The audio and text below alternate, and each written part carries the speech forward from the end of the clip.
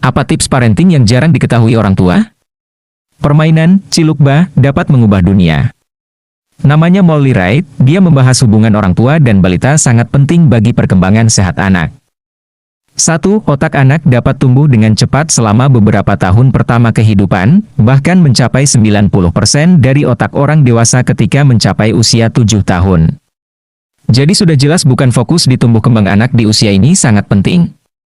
2. Perkembangan sehat anak bergantung pada 5 hal penting yaitu terhubung, connecting, berbicara, talking, bermain, playing, rumah yang sehat, healthy home, dan komunitas, community. 3. Dalam mencapai perkembangan anak yang sehat, penting untuk melakukan interaksi berbalas. Kalau anak Anda suguhkan gawai kemudian Anda juga melihat gawai, sudah jelas ini tidak termasuk interaksi berbalas. 4. Permainan Cilukba sebenarnya membangun ingatan dan kepercayaan.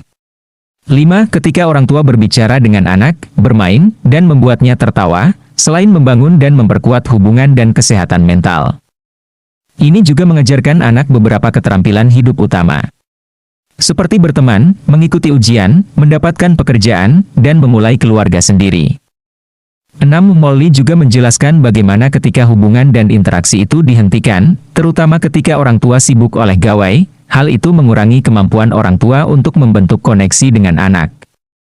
7. Dampak ketika orang tua asik dengan gawainya dan tidak melakukan interaksi berbalas sesering sedini mungkin adalah membuat sulitnya bagi seorang anak untuk merasa tenang, aman.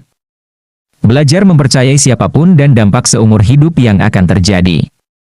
8. Penting untuk mengingat bahwa masa paling istimewa bagi perkembangan anak adalah 5 tahun pertama. Mulai sejak di kandungan. 9. Apa hal paling berdampak yang bisa orang tua lakukan? Interaksi berbalas. Dan kapan? Sejak dini dan sering. Saya melihat hal yang menarik karena saya memahami bagaimana pengasuhan yang sehat menurut sudut pandang seorang anak. Cobalah untuk menontonnya setidaknya sekali. Saya melihat kebanyakan orang tua di Indonesia denial dan berkata bahwa gawai memiliki banyak sisi positif. Mereka bangga anak balita mereka pintar bergawai.